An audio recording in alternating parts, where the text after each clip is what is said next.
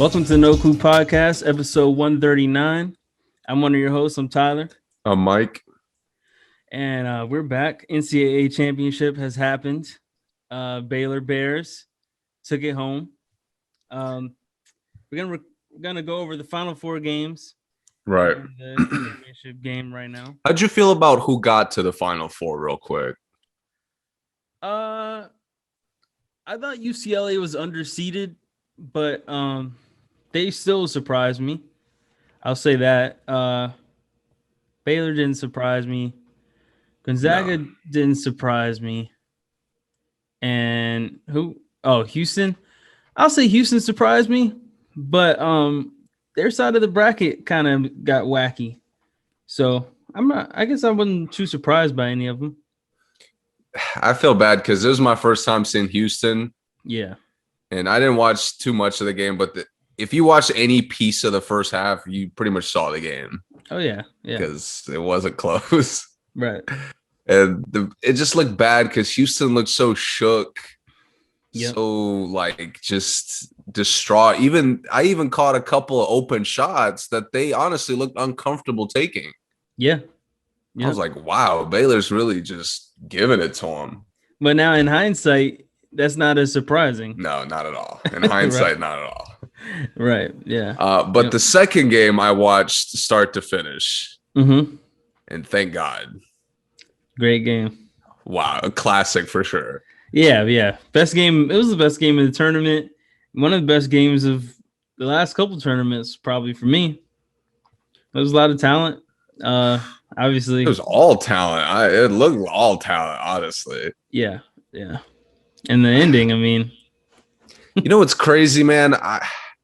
I thought it was probably the best coaching Mark Few for Gonzaga. That was probably his best coaching performance ever. Yeah, why do you say that? I just thought every time UCLA countered them, they would come out of timeouts responding really well. Mm-hmm. And I thought they got really creative with, especially late, they got creative with how they got Timmy shots. Yeah. Yeah, they did. They kind of started doing little simple things to get him cuts and stuff. Yep. And it responded to that one point when it was when UCLA took the lead 71-70. And they were, I think, down 6, took all the momentum. Yeah, yeah. And they came out and started getting layups for Timmy after that. Yeah. Yeah. And I thought it kept him in the game at that point. Yeah, he made really, really good adjustments in that game because there was a point where it looked like UCLA could pull away, and exactly that storm. UCLA, it was all buckets. Yeah, it was 4 stars. It was Riley, the big man. Yep. Jaquez, who's their wing, kind of slash shooter. Yep. Juzang, who should just go ahead and go to the draft. Go ahead. It's not going to get any higher. His stock's exactly not gonna get any higher. Yeah. He kind of reminds me of LeVert a little bit. Mm-hmm. The way he scores, kind of 3 mid-range layups. Yep. And who am I missing? The point guard Campbell. Yeah, Tiger Campbell. Yeah. Bro, he was hooping. Yeah, and he didn't even do. He's someone I feel like he sacrifices a lot for the team. Right. Because he's one of those guys that all of a sudden it looks like he can get a bucket whenever he wants, but he just chooses not to. He chooses to be a facilitator, and he has the talent to get buckets. So I just really like UCLA was just ISOing. Yeah. On whoever, just attacking guys. It really wasn't even they really didn't even look for they weren't getting screens and trying to make mismatches either. They're just exactly who's feeling it, who wants it. We just got it. And they had ISO plays. They had those island plays. They run the play, and then at the end, somebody has a one-on-one opportunity. So yeah, man. I thought somebody who really impressed me, who everybody the announcers and even the way the reactions were as the game was going on. Yeah. Riley was probably the best game he's ever played. Yeah. And he was all over the court.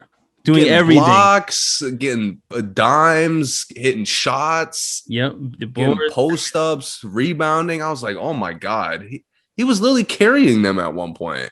He was, yeah. All four of those guys, timely shots. Exactly, and all four of those guys like took turns carrying. They did. That's what was so crazy. I was like, man, like I want UCLA to win this game. Oh yeah, I did too, especially towards the end. Right, but Suggs, man, to his credit, that probably the best highlight, besides his shot, of course. Was the block on Riley. Yeah. Takes off and hits the perfect bounce pass. Yep. Oh my God. I was like, I really thought they were going to take the game after that. And that's probably the highlight that's going to put him right into top 5 of the draft. Oh yeah. We'll definitely see like that one. Deloading had the same highlight. Yeah. Yep. I remember Deloading had like a vicious cross court bounce, but that's all, every time they talk about his assists, that's all they played. Yep. But another credit to Suggs though is he guarded Juzang and strapped him the whole overtime. He did. He showed.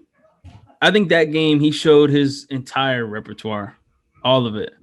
Yeah, I agree. He showed scoring, facilitating, defense, everything. And to me, I noticed his speed. Yep. Like his speed was way like on a different level than everybody on the court. Yep. There was times he was probably the most athletic player on the court, right? Top to bottom. I mean, I know the NFL scouts are drooling. They're trying because, I mean, he has it. Yeah, for sure. At quarterback, that athletic, man. Well, I hope he takes the NBA money, though. More money, safer, better on your body, more longevity. But he has options. That's the point.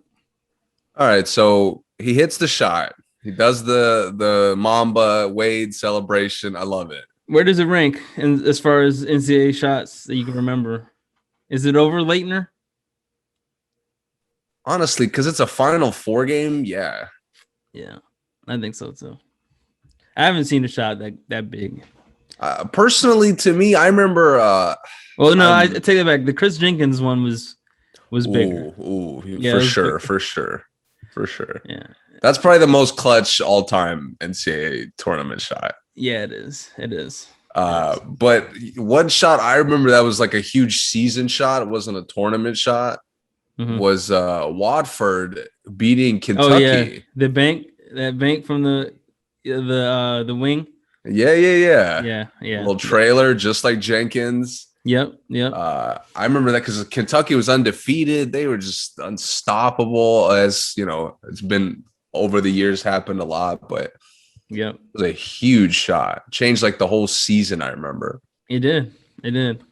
Yep. But okay, so he hits the shot. Everybody gets excited that Gonzaga's undefeated.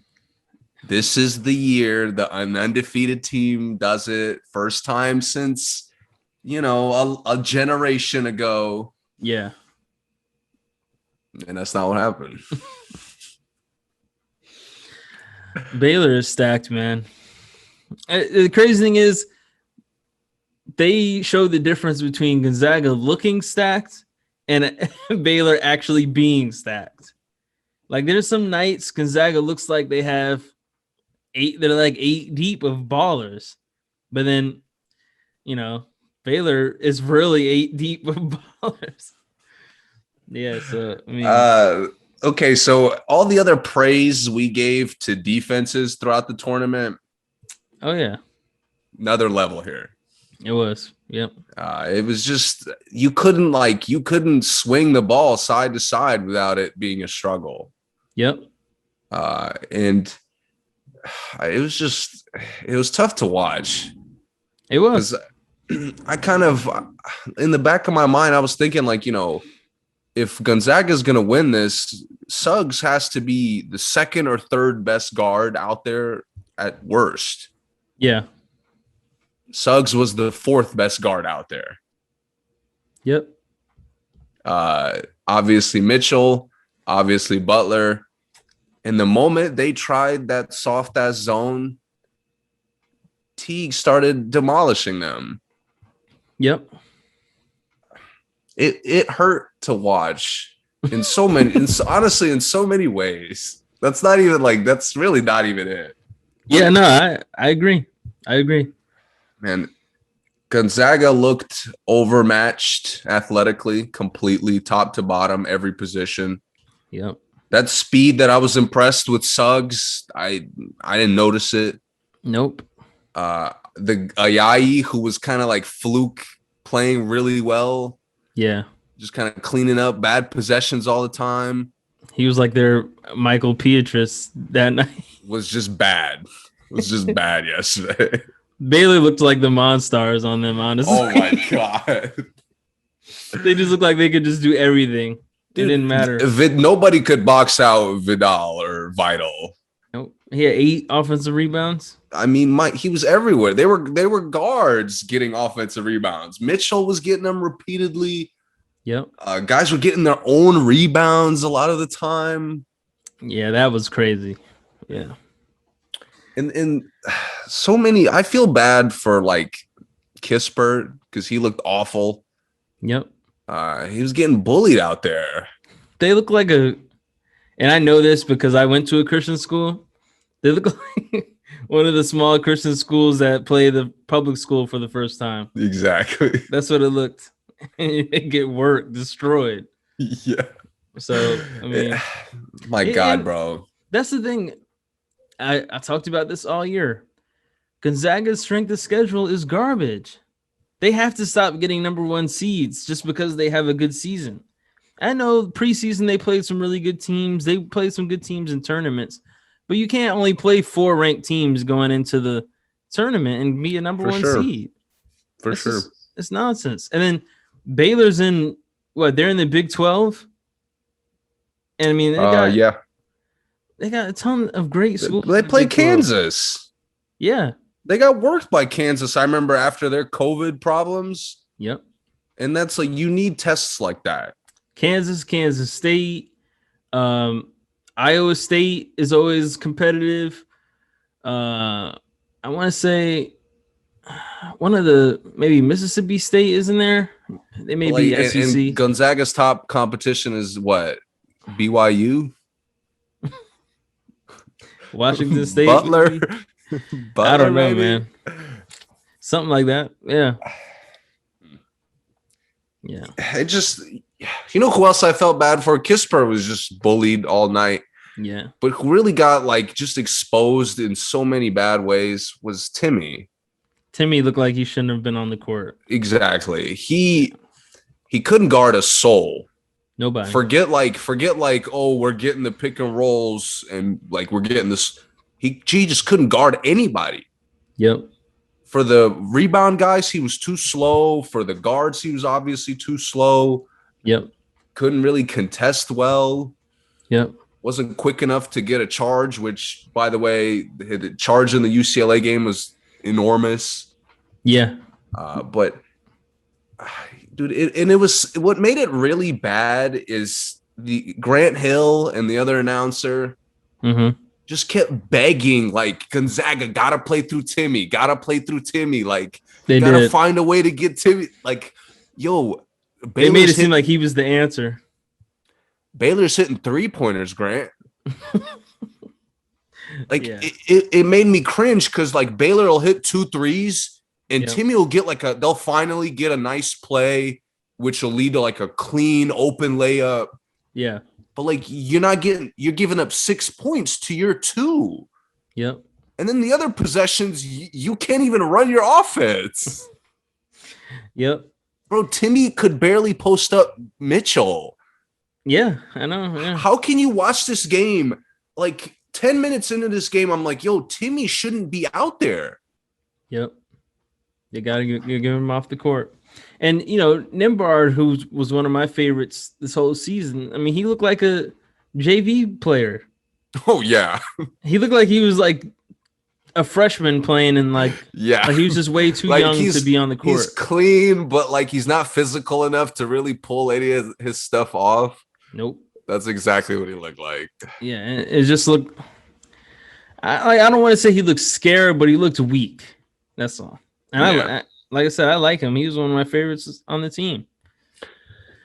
So, oh man, it's another thing that killed me is after getting picked on by UCLA as hard as they did, the fact that they turned to zone when the game was pretty much over as like we can't get stops, so we're gonna play zone. Yeah. Honestly, watching it and as awful as it looked, I was like, it would have been significantly better if they came out in zone to start with. Yeah. I think so too. Because maybe obviously if Baylor's continuously hitting threes, it doesn't matter, but they're not getting layups. Right. And they start out getting because Timmy's on Mitchell or on Butler, layups. Yep. And I thought that opened everything up. So maybe if they played zone to start with, it would have looked better. But playing it when the game is over, when Butler's coming down and like just ignoring playing offense just to cook somebody. The zone, it would have helped, but the way they were shooting, they would have ate that zone up early because they were shooting well and deep. But it would, I think you give yourself a chance by like, okay, Baylor, we made them shoot. They were hot. Yeah. We had no chance. That's true. Like Timmy getting switched out on Mitchell and getting worked possession after possession. Yeah. That was embarrassing. Yeah, honestly, I mean, Mitchell is good, but they made him look a lot better than I thought he was. They made Teague look like an NBA scorer. Yeah, I told you. I think everyone's going to try. They might as well try. They might as well, for sure. The bigs look real energetic. Yeah. Or like blocking, contesting everything. Yep. I was like, that was kind of the last chance. The bigs were like slowly getting in foul trouble. Yeah. And I was like, maybe Gonzaga will start scoring. But dude, they couldn't even run handoffs. Nope. And they were making bad passes. Like I said, they looked weak passes. They all looked really weak. They looked really, really weak. And the thing is, it's the competition. They never seen anything like that this year. Yep. Credit to Baylor, man. They were the best team in the tournament. And they showed it. It's one of Scott Drew. It's one of his best coaching jobs I've seen as like the full season, not that game, but the full season. He did great. Yeah, for sure. So congratulations, Baylor. Who's the highest draft pick in that game? Your opinion? In that game? Yeah. I think Butler. Butler's going over Suggs, you think? Because he's so smooth. I don't think he's going. Honestly, I don't think he's going over Suggs. Just because Suggs is a little bit more of like hype. Yeah. He's got a little bit more of like a reputation, I think. Yeah. But Butler to me looks, of all the guards, he looked the most NBA ready. I definitely think he looked the most poised, looked the most NBA ready. Yes. I think the only thing is Suggs probably will. I guess he's more versatile, maybe, because Butler worked really hard to even be a point guard. I think defensively, Suggs is definitely more versatile. Yeah, so we'll see what happens. All right, let's go straight to the NBA. Where you want to start? I'm repping my Wizards, by the way. Can't watch them though. I can tell you that. Even though Gary Trent tried to turn on that Toronto game. Gary Trent knocked you. I saw the score was close. Is that like the fourth? It on. That's like the fourth game winner you got. Bro, Corey Joseph has dotted us at the buzzer before. It's crazy, man. They're really bad. And just when you think they're good, they're bad. And I'm going to a game tomorrow. So I can't watch Russell Westbrook, bro. I can't do it. Well, what do you want to talk about Toronto? What else? No, so Toronto, I spent a lot of the early season episodes defending them, giving them the benefit of the doubt, thinking like, slow start. Slow start. They'll figure it out. Yeah. Yeah. It's weird because their one trade move was like a lateral move. Okay. Yeah. Like I don't think getting Trent back for and Rodney Hood. Yeah, for Powell. I think that's like at least equals out. Okay. But to me, I'll say it's a minor upgrade because of depth, but not that much. that's fair. Yeah. And the thing is, if they don't use him, it doesn't matter. So right. The defense has slipped. I should have seen that coming. Because no Gasol, no Ibaka. That's a lot of years, a lot of experience. and Baines can't. I mean, Baines never stays on the court for a full season. Yeah. Yeah. Baines was, I missed on that signing. I thought it would be more impactful. It wasn't. Not at all, as a matter of fact. Yeah. Okay. But the big thing for me is two guys were supposed to take steps forward in their game. Siakam and Van Fleet. You don't think Van Vliet did? No. Okay.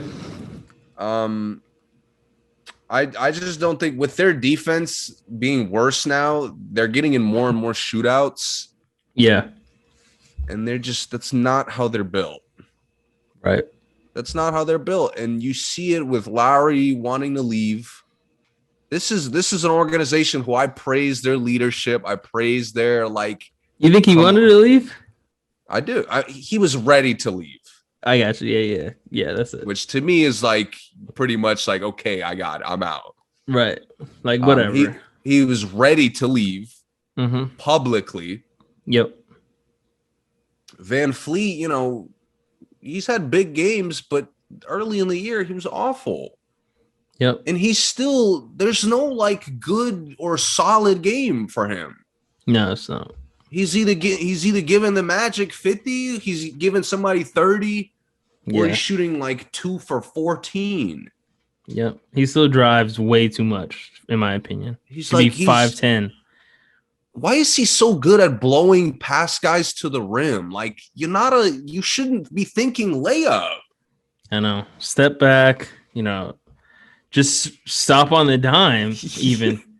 Yes. He has to go all the way to the rack and shoot a wild layup. I like when he's hot from the perimeter or when he's kind of settling for perimeter shots. I think he's a good player. Yeah, he is. He's like a all-star caliber scorer.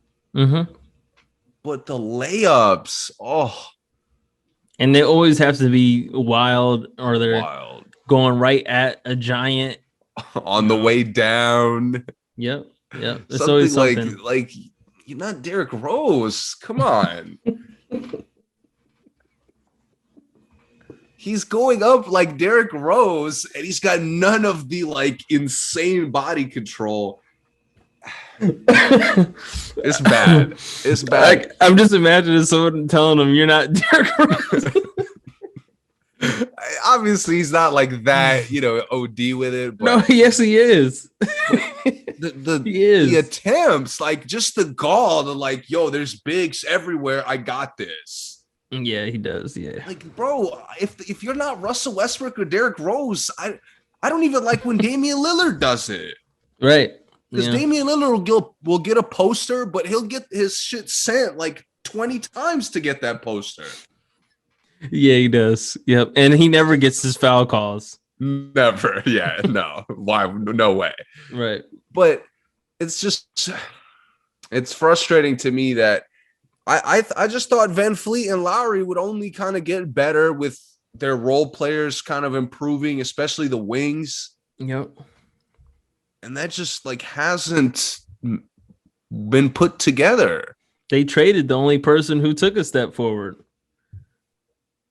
You're right.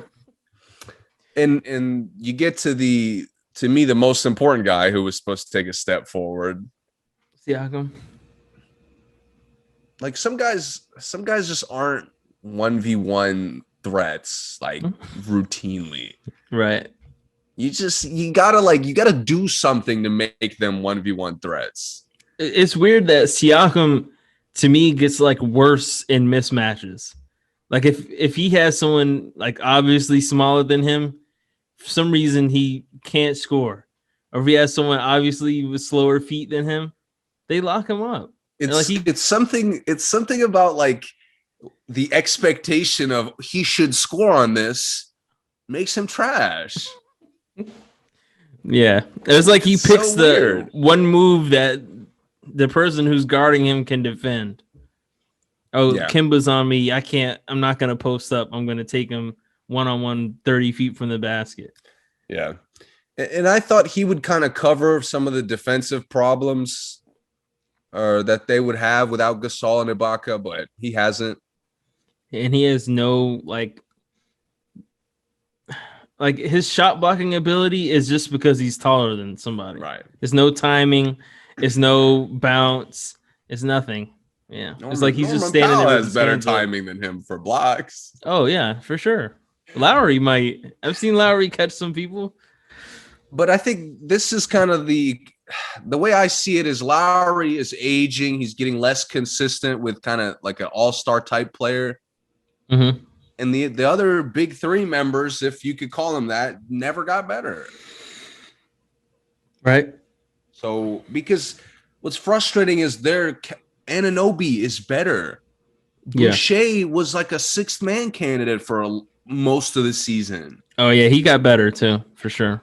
All these guys, Matt Thomas is coming in there, and he doesn't look as bad as Garrison Matthews does. And they traded Matt Thomas.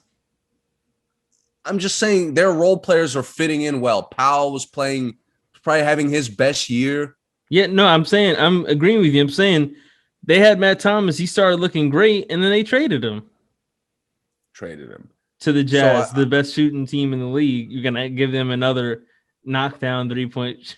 Thanks, Toronto. Yeah. Good looking out. I just think it comes down to Siakam and Van Fleet. Yeah, it does. I think they needed to take like at least a small step and kind of improve and carry more aspects of the team. Yeah. And that hasn't happened. And the thing is, I don't think Van Vliet's wild layups would be as bad if he had Ibaka or Gasol like to spread the floor or to clean up, but he doesn't have that. So he's going in there with a bunch of trees with Boucher's standing there waiting for him.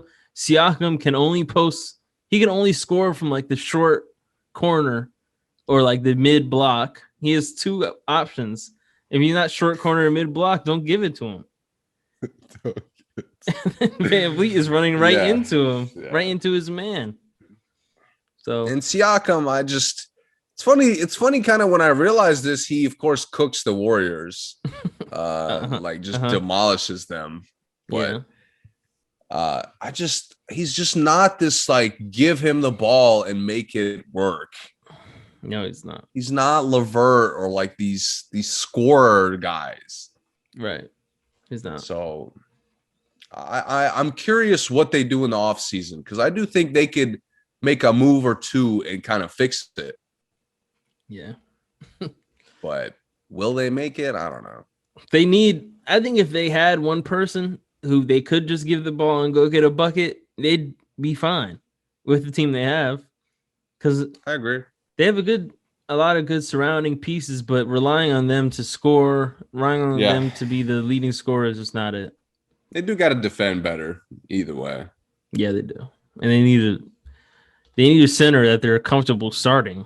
Like I thought Boucher was going to start probably like 15 games into the season when he was like playing amazing.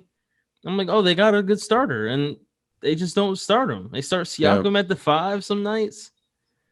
It's just bizarre, man. I don't know what Nick Nurse is doing either, by the way. Yeah, and his issues with Siakam, whatever that was, disaster. To me, were kind of the closing point, right?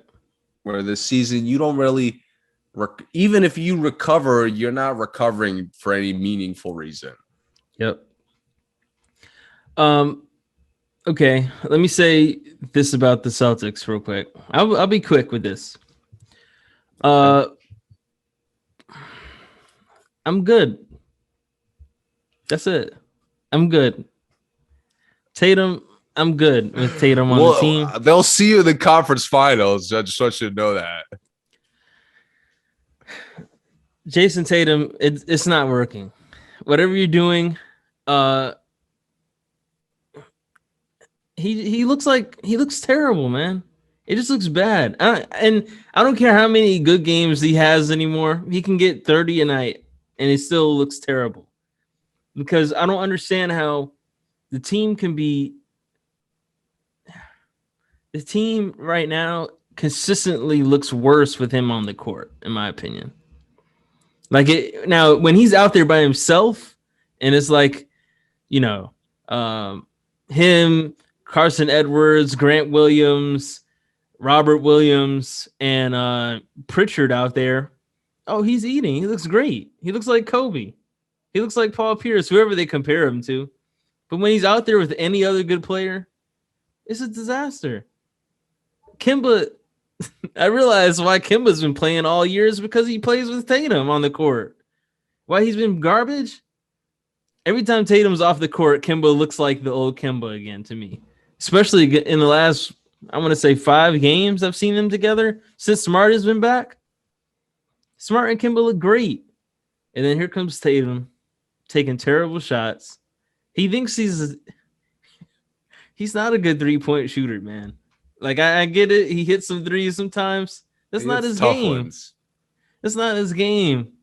It's not. I haven't seen him like, he goes to the basket. He gets some nice dunks. He's good when he like can really blow past somebody. But if someone actually guards him to the basket, it's terrible. It's on Van Vliet level. It's just bad shots. He tries to get fouled. He looks like Paul George that just throws the ball up and then walks down court with his hands up. I'm sick of it, man. I'm done with it. And let me explain why I think Brad Stevens should just go ahead and quit his job, or I don't think Brad Stevens is coming back. It's not that I think Brad is doing a bad job. It's just I'm confident someone else can do better. That's all it is. Like I think Brad Stevens is a good coach. I think he's a good motivator. I think he's just a good dude. I think the players really respect him and everything. But I just don't think this is the team. There's a difference between what Scott Brooks is doing is bad. I think Scott Brooks is a bad coach. I don't care where he is. I think he's going to be bad. But no argument there. But Brad, I just don't think he's doing the best that the Celtics can do. That's all. As a coach. Not that the Celtics aren't doing as good as they can do, because that doesn't always fall on the coach. But as a coach, it's just hard for me to believe that no one can do better than what Brad is doing. Especially how he has the guys playing. I think if Tatum missed 20 games, they may go 16-4. Easy. This is episode 139. Yeah. I don't think I've disagreed with you more on anything that we've talked about. Now, hold up. You said a lot. I do think there's a point to be made about how like slow of an isolation threat he is. Yeah. Got a lot of that Kawhi of that like offense killer. Yeah. And I do think that kind of makes them, when he's playing poorly, it makes them look bad sometimes. He's a black hole too. He doesn't make a lot of, if he ISOs, like that's the play is over. Like if he gets the ISO, they might as well run back down court because he's scoring, he's shooting it. That's fair. That's fair. Where my issue with him lies is kind of again, it's very separate, similar with Kawhi. It's very separate from the team. Mm-hmm. So like there's little instances of you kind of moving the ball, mostly when the defense sucks. Yeah. But all the time, it's like you individually being great and the team is just kind of doing their own thing separate from you. Yeah. But, this like Boston is not good enough. Do I think they're beating the Lakers? No, I don't. No, they're not. But they could easily beat anybody in the Eastern Conference. Oh, I think so too. Did I make it seem easily. like Boston isn't good? You haven't You're disagreed with telling me me yet. you're telling me that Boston they should just scrap it because Tatum ain't that the guy. No. That's not what I'm saying. I'm saying I'm saying if You're they could good. trade You're good on him. If they could trade Tatum, No shot. if they could, But I this don't is the want them to. time. This is the time. Tatum gives them that like next level of explosiveness that either they live or die by. I'm tired of seeing them die by it, is my point. That's my They're only gonna die issue. without him. But they get someone for him. If they trade Tatum, they have to get someone that will replace him. I obviously, hypothetically, you could upgrade the roster moving him for something. Okay. But I just think. Would you trade him for Paul George right now? No. What would they do if they have Paul George? They look better during the season. Mm-hmm. Oh, of course. Until they had a playoff fee. That's the bad part of the trade. For sure. Which isn't like a fairy tale. It's reality. Yeah, it is. Yeah. But my problem is like the Celtics don't look that good because the front court's a little messy. The COVID has hit them. You know, their rotation's been messed up with injuries and stuff. Yep. And they're another team similar to Toronto. The defense has slipped a little bit. Yep. But while Toronto's defense has like permanently slipped, Boston is not permanent. Yeah, Smart is back. He's back in the groove, getting back into the groove. And I watched them without Smart for a period of time have moments when they know how to guard. Yeah. Kemba even impresses me on defense sometimes. Right. He works. Yep. And that's kind of the whole team that they've always been like that. Yep. But that's why I think they're just fine. Honestly, Tatum also fixes a lot of their problems. Okay. Tell me. Because they generate open looks for Kemba, often through Tatum or through Brown. Yeah, they do. Kemba don't make them. So you telling me that like, when Tatum isn't out there, Kemba's his old self. He looks great when Tatum's not out there still, though. Jaylen Brown looks way better when Tatum isn't out there. I'll give you that. So your next two best players look better with Tatum not on the court. Why do you need him? Because, again, he gives you the carry the offense dynamic a lot, and I trust him to do it more than a lot of the other guys in the league. Okay. All right. Like a rough game without any rhythm, I'm taking Jayson Tatum over Paul George any day. You taking him over Brandon Ingram? If the game has no rhythm, absolutely. Okay. Tatum to me is the one I trust the most. Not the most, but like he's top tier as far as there's no rhythm in the game. It's very kind of built for nobody to really play well, and he still gets you like big shots, big possessions, winning plays. I'll acknowledge that. Yeah, that's true.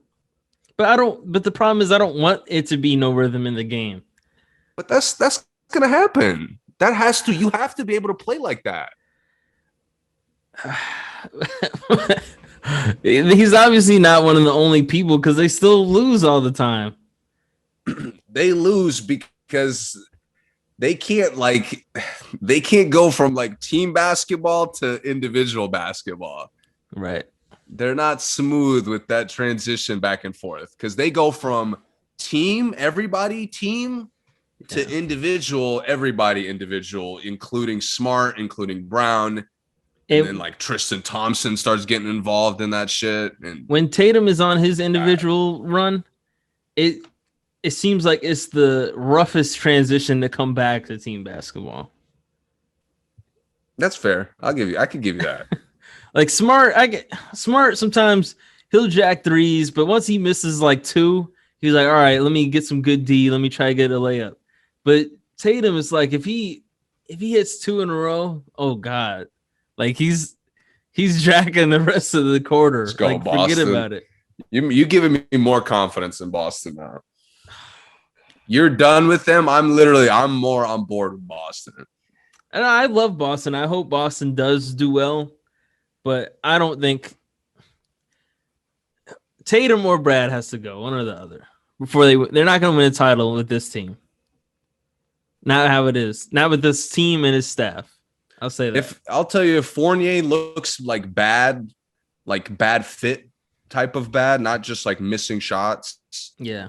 Then I'll probably agree with that. Not just over 12 or whatever he was the first. Yeah, if he's missing, that's gonna happen. You know. Yeah. Paul George, they'll tell you that happens all the time. Right. But as far as like, if he's not a good fit in the playoffs, if he doesn't kind of keep them in team basketball more than Tatum takes them away. Yeah. Because where I really only want Tatum to do that late in the game. Mm-hmm. Yeah, when they need it. Right. As far as throughout the game, I like when they kind of just include him. They don't play through him. But can you have too many players like that? Do you think? Do you think Smart and Kimber are kind of like that? They're not as much of it as Tatum, but don't you think? Do you think it's possible to have too many of those out of rhythm scores? Because when you're out of rhythm, like, I guess, do you think teams can have too many choices? Yes, that's part of the problem in the playoffs. Is again when they go individual. There's too much talent to where everybody can go individual.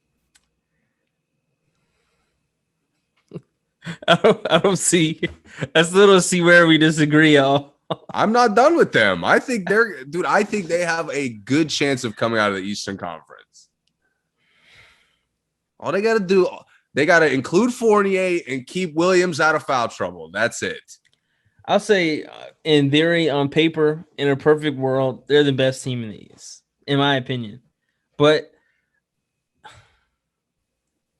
you know, I just don't know. I don't know if they play like it. I really want to see a Boston, Brooklyn, Eastern Conference Finals. I don't know if we're gonna get that because Philadelphia may have something to say with it, but Boston, Brooklyn, that's what I want. I hope Boston doesn't run into Philly in the first round. Well, if they play anybody but Philly, we'll see them in the conference final. Okay. Including if they play Brooklyn in the second round, I'm calling it right now. We'll see them in the conference final. They can beat Brooklyn. They're better. Because even defensively, they match up to Brooklyn probably better than any other team. They're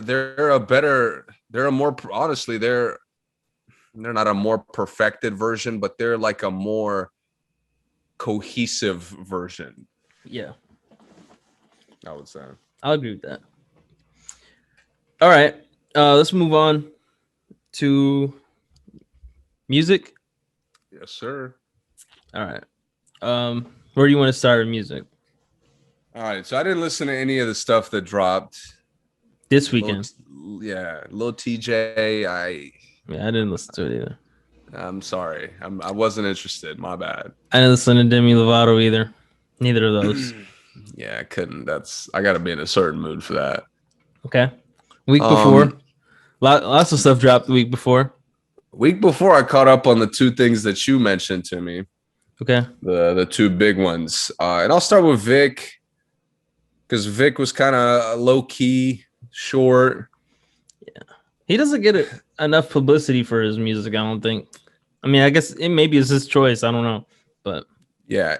The tough thing, I don't think it was bad. It was just disappointing. Yeah. Because I like the opening track. I like the last track a lot. Yeah.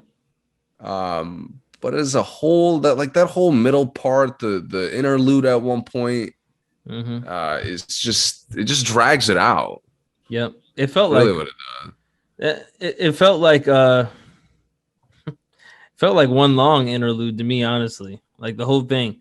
But I did also like the first and last tracks, but coming off that last one, it's just not. It's This was weird. definitely a step back. Yeah, and I guess this is a concept thing because started with the V tape. This is the I tape. I assume a C tape is coming. I don't know if he's trying to show us his versatility with each tape, or like it's something he's doing with it. Yeah, I just hate that my favorite parts of this tape were similar to the last one. Mm-hmm. Like where he's just rapping, Yeah, and the beat's a little bit slower, so he could kind of really rock on it. yeah, yep. All right, that was quick. And what's the other one? 24KGOLDN. Oh yeah. This was I heard good things.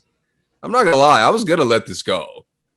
Because I really didn't hear it. You told me about it, but like nobody that I talked to listened to it or really even knows him like that.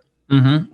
That Mood record was, his hit single has been out for a while. Super hot. Yeah. TikTok hot, I think. So yeah. And I've never seen a single kind of give a better first impression than Mood did for this album. Yeah, that's true. Because a lot of times the singles hit and then the rest of it is trash. Yeah, bro. But this album, honestly, by definition, it's flawless. It is flawless. It's so smooth, start to finish. He's got the Mood vibe, like the kind of track that Mood was. Yep. He's got that whole vibe all the way through, and it works so well. This is by far my favorite album of the year so far, for sure. And, honestly, I don't know if there's anything better. And I mentioned, I texted this to you, but we talked on here about Trippie Redd's Ceiling and about those guys in that kind of zone. I mean, he's 24KGOLDN is it already. Like I can see that. Let me give you another comparison, as a matter of fact. So we talked a lot, man. This was a ton of episodes ago. You made an excellent point about Young Thug. Yeah. Gave him credit for influencing so many artists. Yeah. This is what, to me, 24KGOLDN is kind of the mainstream, perfected version of Young Thug. It is. Where you understand what he's saying, but it's the same, he stays quick, it's up tempo, really fun. Yep. High energy sound. Yep. And this album, again, maybe not every track is your favorite, but there isn't a track on here that isn't fun to listen to. Oh, for sure. Yeah. And perfecting the guitar, the rap over guitar thing now is, I mean, what is it? Rockstar is huge, the baby and Roddy. He took that song and just made a full album of songs like that song but better. He just took Rockstar type beats off of YouTube and just for sure made a flawless album out of it. I thought just the pace of this whole album is so good. Yeah, it is. Yeah. It's I forgot how long it is exactly, but it goes by even quicker than that. Yep. It's got a ton of replay value. Again, it's just fun to listen to. Yeah, it is. Yep. You got tops? Probably Out of Pocket. Yeah, that's great. Out of Pocket. Yellow Lights was pretty good too. Yeah, Yellow Lights is my favorite. Yeah. I liked the top. I liked the first track. Yeah, Breath Away was nice. Him and Future sounded great. Yeah. Future gave us another Life is Good verse. Yeah. Started off hot, went on way too long. It's okay though. I like it. Yeah. Yep. I thought the baby would sound better. I don't really like that track that much, but I mean, it's good, but it's not one of my favorites. And when I was listening to it and I saw it coming up, I'm like, oh, this is going to be crazy. and it kind of underwhelmed me. But I mean, I have nothing negative to say about this album. Nothing. Yeah. Honestly, nothing. Yeah. Energy was great. Lyrics were actually impressive. And it finds a way to be like all age appropriate, I feel like. Like it's explicit, but it's not explicit enough where I'm like, like no one under 15 can hear this. You know what I'm saying? This is it's very mainstream. Like I could see a lot of different people listening to it. Yeah. I think you could bring in people from different genres that could enjoy this album. Yeah. It's this like mood. Every time I hear Mood on the radio, I'm like, what a good radio song. Yeah. And he somehow, this whole album is literally top to bottom. I'm like, oh, another good radio song. Oh, every song is a good radio song. He messed up not having more singles on here, for real. And I don't know I don't know if people would have heard all of them. So maybe that's the one thing about it, right? Because like Mood caught on. I didn't know there was a Mood remix with Justin Bieber and J Balvin. I never heard it. I didn't know Coco was a single. I didn't know 321 was a single. So I guess just people probably just wouldn't have even heard it. But there's so many single worthy songs on here. Right. Yeah. Yep. Yeah, man. Shout out to 24 Golden, El Dorado. That's what we're talking about. But yeah, man. And it's 13 tracks, by the way. Perfect length. Early contender for album of the year. Yeah. It's going to be hard to knock it off. It's going to be hard to knock it off. Yeah. Just, what this album, the last time I felt like this was Jack Harlow, where it just feels easy. Yeah. This is to say, like, it was so quick and it sounded so smooth, start to finish. It felt so easy.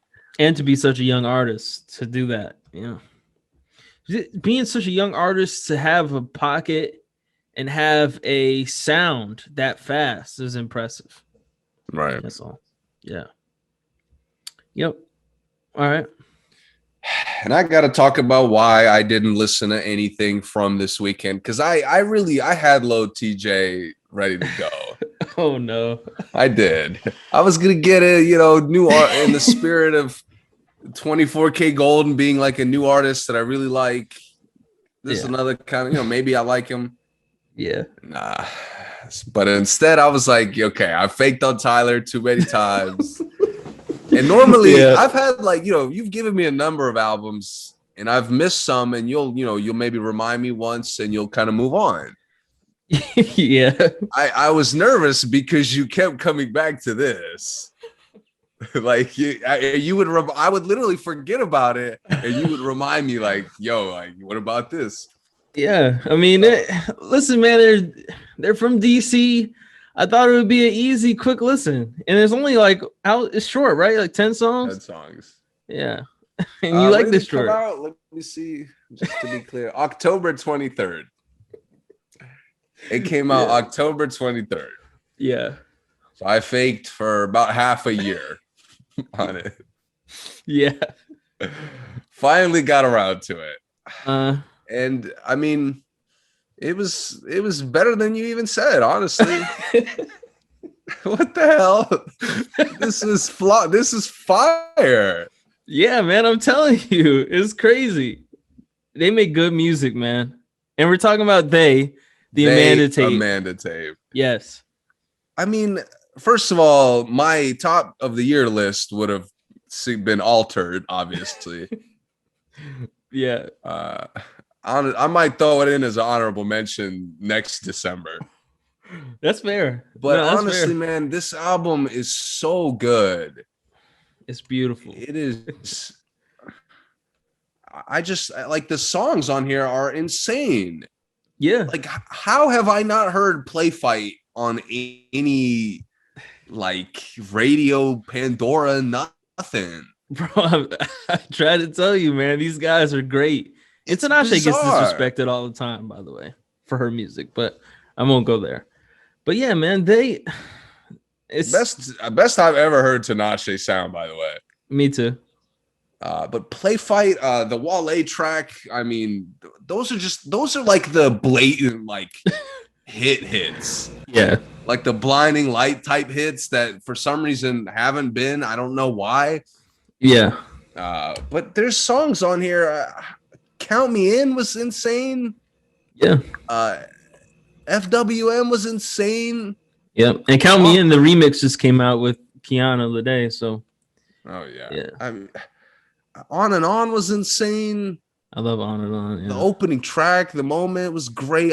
This album, every song on here, I've wanted to go back to. Maybe not. What was it? Jaded. What was the one song? Shoot the Club Up. Oh yeah, Juicy J. Yeah. That was the only one that kind of was a little like a sudden left turn I wasn't expecting. I'll say for me too, but like if I listen to that alone now, like not on the album, it's growing on me. It's growing on me a lot. But I won't say I like it, but you're right. It's it's kind of weird in this album.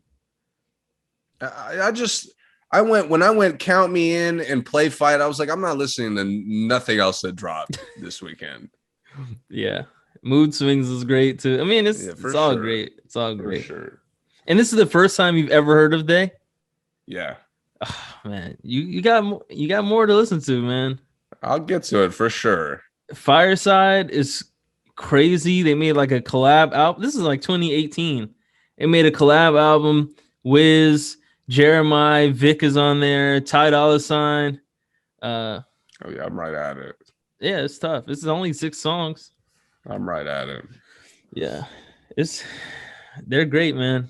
The thing is, the way they use their beats.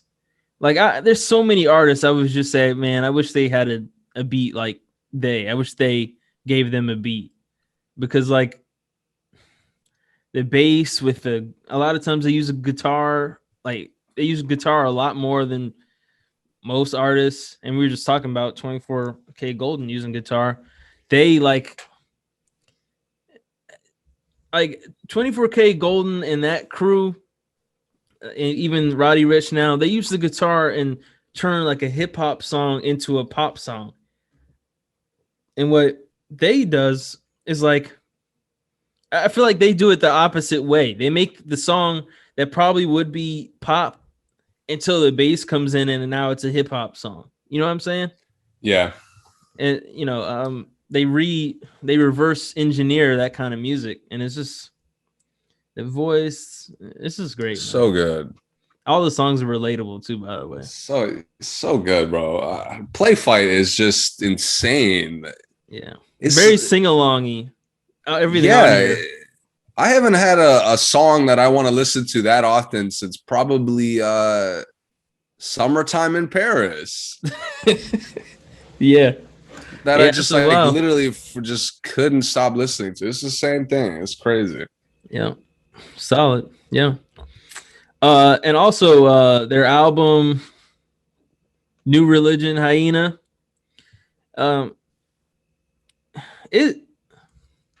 It's more experimental than this album is, and that's their first album, but they had a mixtape before that they like.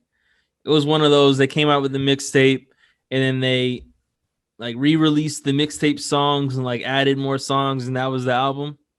That's what they did there. So like, I feel like they were kind of just finding their sound. And it has some joints on there, but Amanda Tape is like it's definitely their best project. Yeah. I'm gonna be checking them out over the next couple weeks for sure. Yeah, and they got a lot of singles too that never came out on albums that are solid too. So, yeah, man. Shout out to Day. So DC. Good. Amanda Tape. Go, dude, definitely go check it out. Yeah, it's great. Great. Let's see. What else do we have? Got a big movie that dropped. Yeah, wait, real quick. These NBA players need to understand and learn how to apologize. Durant. Oh no, no. I'm sorry y'all had to see that. That's not gonna cut it, man. That's not it. That's not an Durant, what are apology. you doing? That's definitely not what I wanted people to see. Like, of course it isn't. It fined you 50 grand. Like, that's the worst apology I've ever heard in my life. Dude, it's not an apology, it's a statement. It's the worst statement I've ever heard. Bro, I just don't do like Durant. You're not like Daniel House sneaking in girls into the bubble, bro. Like, you're the face of the league. Yeah. Like, what are you doing, dude? First of all, his criticism was so basic. What do you mean?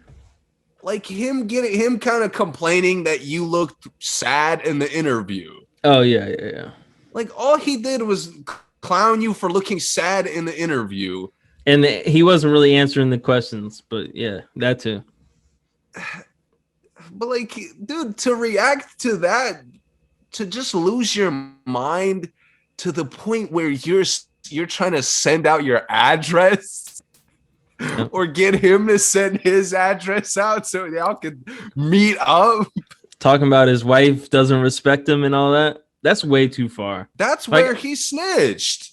Yeah. Like, Michael Rappaport probably would have let this shit go or whatever. Like, they would have beefed for a period of time, trolled each other on social media or whatever. As soon as he got like family disrespectful, he immediately was like, nah, you better look bad.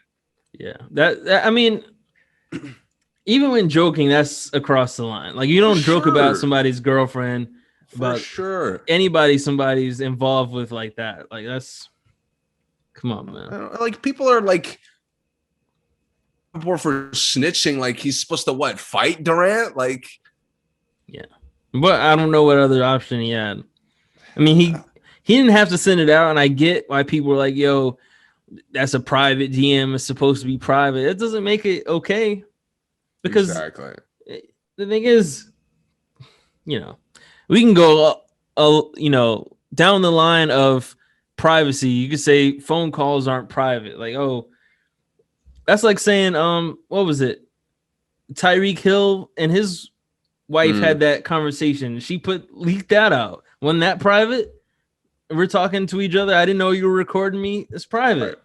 Right. I mean, we see people fighting all the time. A bunch of private stuff happens. So it doesn't make it, just because we weren't supposed to see it doesn't mean it's okay. Like, sorry you guys had to see that, because I don't understand. Like, Durant makes no sense. Bro, he's always been the facade of the NBA. He's always been hiding. Funny story. I went to Liberty basketball camp at Liberty University when I was in high school, and they sat us down, man, and showed this big presentation of Durant, and they were telling us how he's such a family man. He reads his Bible every night. He didn't have tattoos at the time. Well, and some people still don't think he has tattoos. He didn't swear. He was this saint, right? I'm like, dude, I don't think Durant is anything like that. And this was, I'm not going to say the date. I mean, the year. It probably was like 2012, 2013, maybe. Durant wasn't in the league that long. And then, Durant was trying to keep that up. He only got tattoos under his jersey so people can see that he's covered with tattoos everywhere that you can't see on TV. He was rapping. I remember when the rap came out and he was cursing in the rap, and that was a big deal. He tried to scrap that and like didn't want anyone to hear that he actually said swear words sometimes. And then now look where we are. He's outed like this. Oh, that's definitely not what I wanted people to see of me. Yeah, you've been doing that this whole time, being fake. I just like, I wasn't surprised by this. Honestly, any other NBA player, even like a DeMarcus Cousins or somebody hot-tempered, I would have seen that conversation and been like, yo, like, this is fake. Like, there's no way. Like, Yeah. How the hell does this turn into like you saying these things? Right. Yeah. It And plus, and honestly, it doesn't surprise from a guy who uses burners to like talk shit on social media. This doesn't surprise me one bit. Yeah, me either. Clearly, he's a guy who spends way too much time on social media. Yeah, and the thing is, like the guys you said, if Cousins or something like that happened, they would just go fight. Like if it was really going this far, like it wouldn't be like a keep texting and calling each other all these names. And it's like, man. I don't get. Again, Durant is a grown man. Yep. He criticized, I don't know, maybe Rappaport deleted messages of him saying some wild shit. People have said that, yeah. And I wouldn't be surprised by that, but for Durant to like throw out the little racist Call of Duty insults or the little like disgusting call, like the video game chat threats. Yeah. I mean, it's such a letdown to me. It's such a letdown. Like, bro, you're one of the best basketball players. What is this? Yeah. Why do we have to fucking deal with this? Yeah, I don't know. It's how it is, man. It's bizarre, bro. I honestly like. I had I couldn't even react to this. I was just like, is this a joke? Like, because you sent it to me and said nothing. I was like, what is this? Exactly.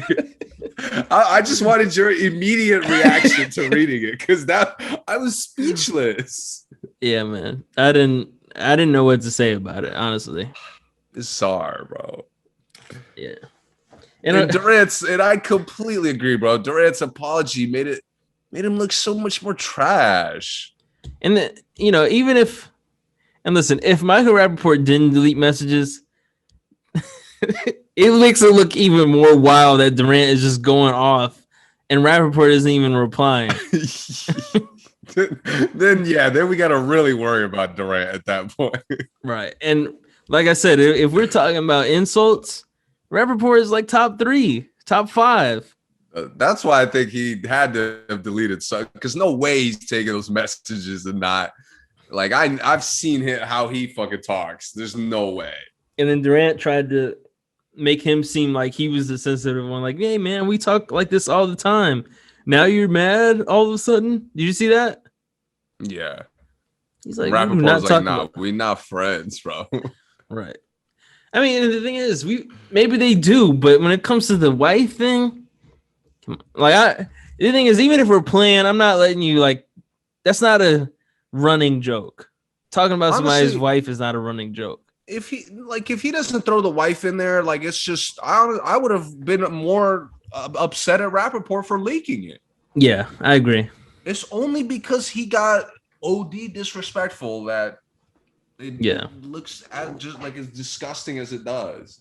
Yeah, your life sucks. Your wife is probably unhappy. That's whack, man. That's crazy. Come on. That's way too much. All right. Real quick, let's get the movie. The legendary. Yes. King Kong versus Godzilla. Spoiler alert. If you haven't seen it, I don't know. Get HBO Max and watch it, please. Yep. Podcast is over if you haven't seen it. Yes. This storyline was hot garbage. Love it. Love it.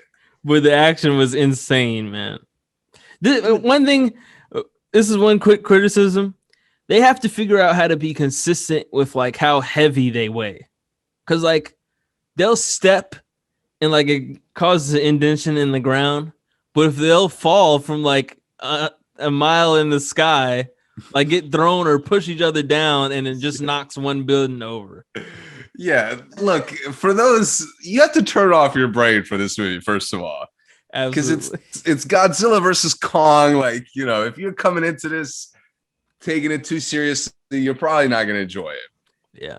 But it's like they heard all my criticisms. From the last one? From the last two. Yeah. Taking them way too seriously. Yeah. like forcing these human characters. Bro, the human characters in this movie, nobody cares about. The movie doesn't care about them. Nope. The movie introduces them. They kind of just use them to move the story, and that's it. There's no like OD long romantic moment or emotional moment. None of that shit is dragged out. Nope. They honestly laugh at the plot as the plot is going. Yep. They do. And I loved it, bro. I finally like you have Godzilla versus Kong, and it was exactly what I expected that movie to be. Yeah. Just monsters beating the shit out of each other. They just never got tired. Never. And clearly the budget was spent because the Godzilla and Kong fighting was insane. It was insane. Yeah. It pissed me off that I wasn't in theaters. Yeah, me too. Especially when they're like really scrapping. I'm like, oh my God, it looks so clean. Yeah. Yeah. This is one I think they could have saved for the real theaters. They could have saved this. Dude, I think I'm going to go on a hot take, bro. I think this movie would have made a ton of money if life was normal. Yeah, it would have. If they put this out in like May, right before the summer. Yeah. Think about how much HBO Max had to pay Warner Brothers to even do this. I'm sure a ton. Yeah. But this is like, again, this is the first movie that gets me excited about this whatever universe or whatever they're doing moving forward. They're doing more? I don't know where they go. I don't know if this was the finale of that. It may be. Mm-hmm. But I'm assuming if this movie is successful, which it is, I would assume. Yeah. And it should be.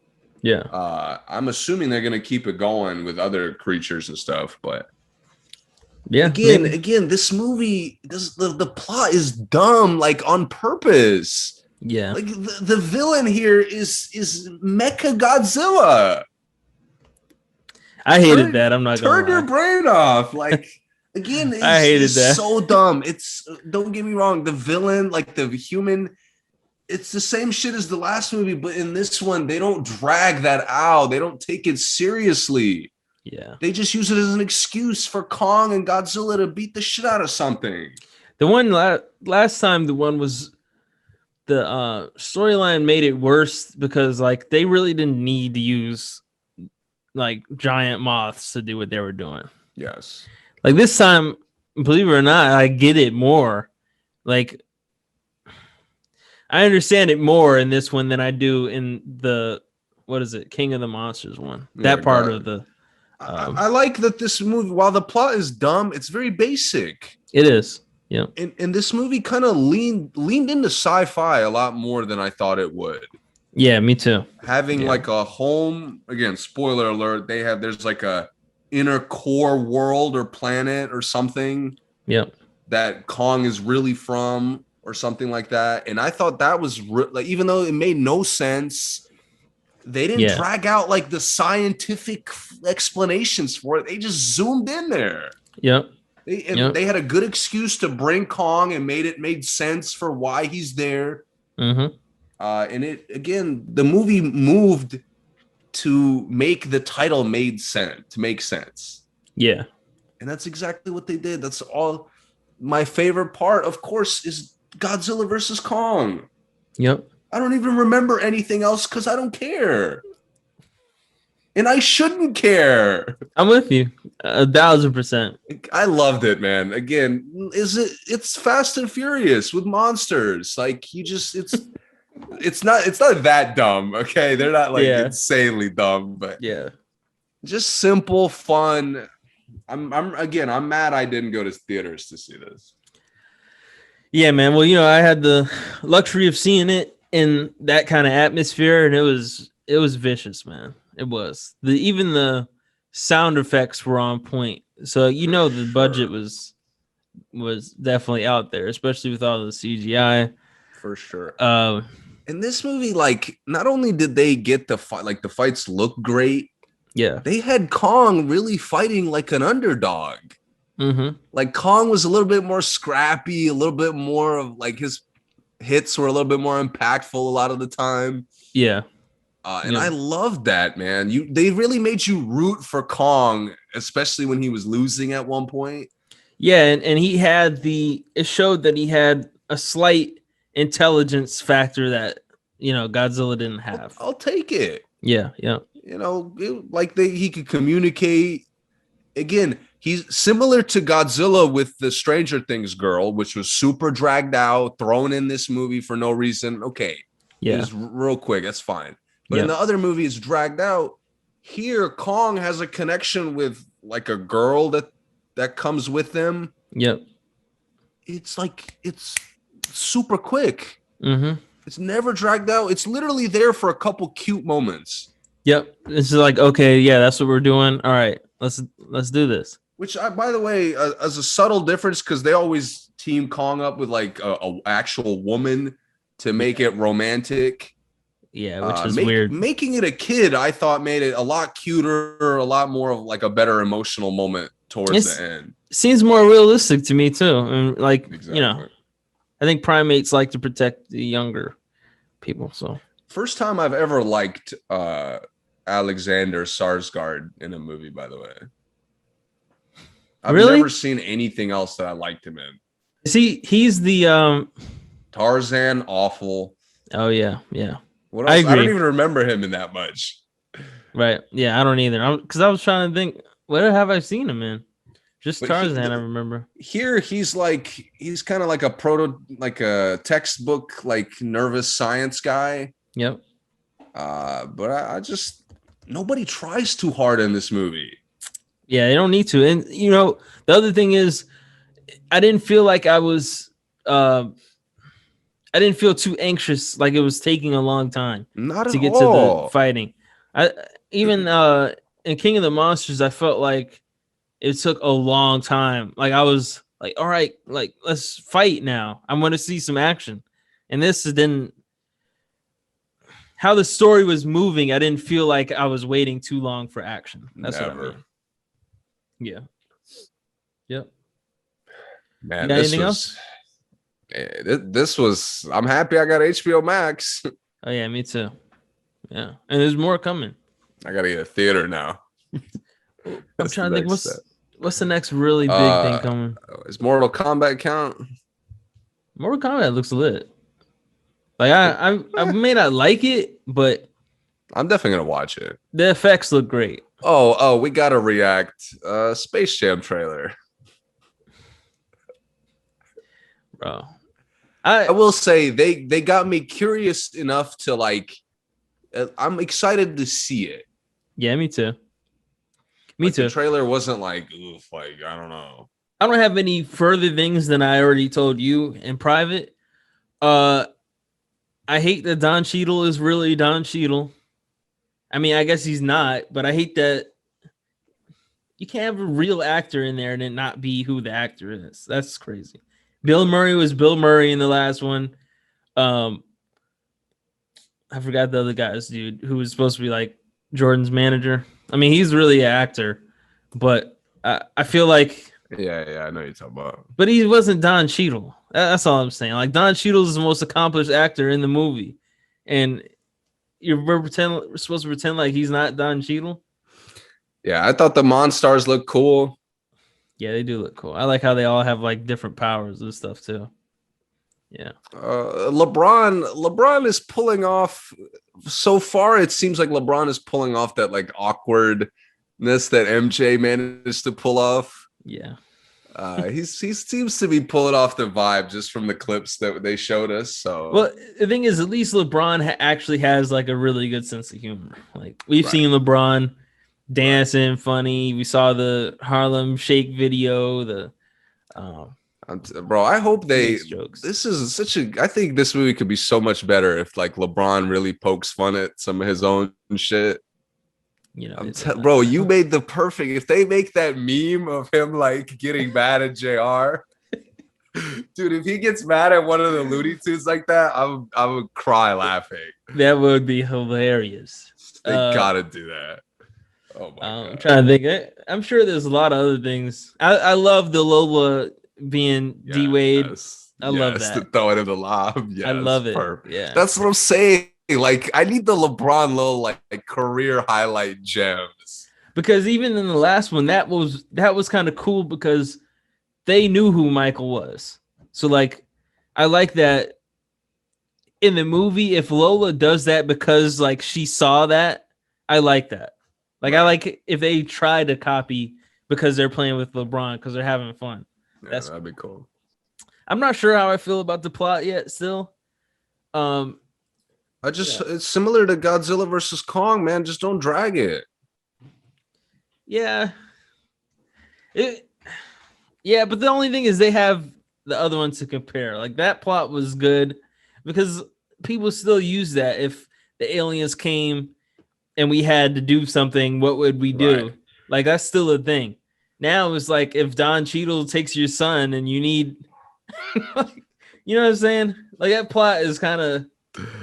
Yeah, they gotta do something meaningful to get us to like buy in and go along with it. Yeah, and I want to see why when he needs the Warner Brothers basketball team, he writes Iron Giant and he's left with like the Looney Tunes. So I'm curious to see what happens there. As far I like that the other Warner Brothers characters are in it though. I think that's really cool. Yeah, for sure. So I'm excited for it though. I'm definitely gonna watch it right away. It's gonna go crazy in the box office. You know that. Oh yeah. Well, however we watch it, it's gonna go crazy. I'm sure HBO Max streaming is blowing up. Oh yeah, this should be HBO Max, huh? It is. I think so. Yeah. Oh wow, it's gonna be crazy. They take all the exclusives. They got so much other stuff coming too. That's crazy. Warner Brothers must get like a percentage of all the subscriptions after they made that deal.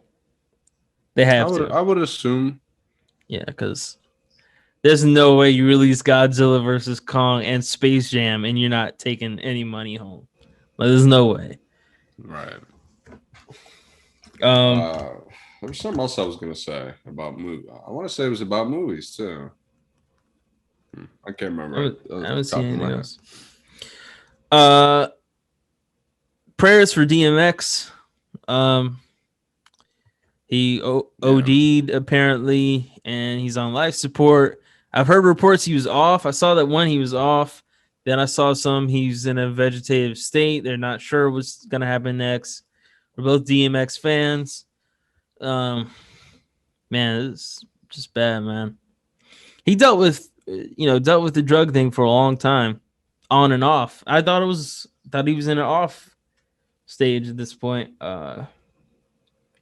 It just shows these rappers, man. It's tough, man. I just hope he's all right. And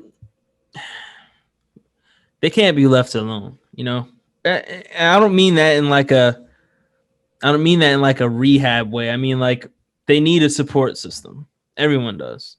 And the rappers, I think, for a long time have been in our society have been one of the biggest sufferers of not having the support system as far as celebrities go. I mean, I come back to it every time we talk about, guys making dumb decisions or just doing just stupid things, that it's so important to have like the right people around you. Yeah. And some guys don't know when they need to get help. Sometimes they don't know they have a problem. DMX knew he had a problem, but maybe no one else knew he had the problem. That's the other problem. So yeah. See, I don't think I have any other news as far as that goes. We got an interview coming up. Oh yeah, pretty quickly. I'm not gonna say the date because we may have to do it on an off day and just post it later. Other than that, I think that's it. We're still waiting for Drake's album. We're still waiting for Rihanna. Rihanna, can we get the single at least? Damn. Can we get anything? Rihanna, you teased the single. Shoot. We better get that shit. Run around with A$AP Rocky. Anyway. It's wild. That's I think that's it. Yep. We will be back. Yep. Yeah, we'll be back next week, and I guess mostly just NBA. When's the draft? NFL draft? Is that? Oh, it's got to be soon. Yeah.